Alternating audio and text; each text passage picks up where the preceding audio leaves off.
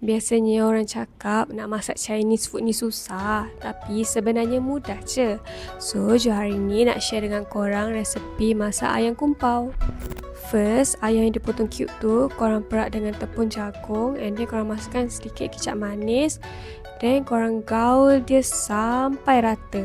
Untuk sos ayam kumpau ni korang masukkan kicap manis and then sebut serai dari Serai Malaya.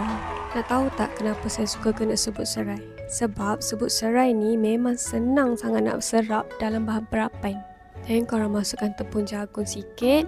Last sekali korang masukkan gula dengan air sikit. Kacau-kacau dia sampai rata. Lepas tu kita goreng kacang gajah sampai perang.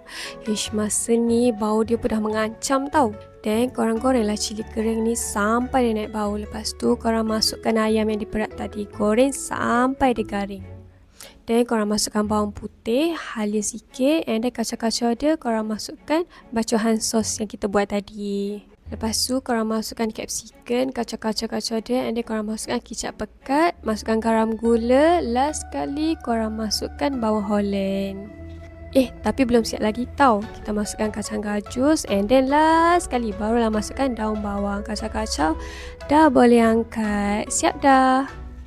Ni hidang dengan nasi panas confirm bertambah. Macam biasa, mak pesan masak biar dari hati.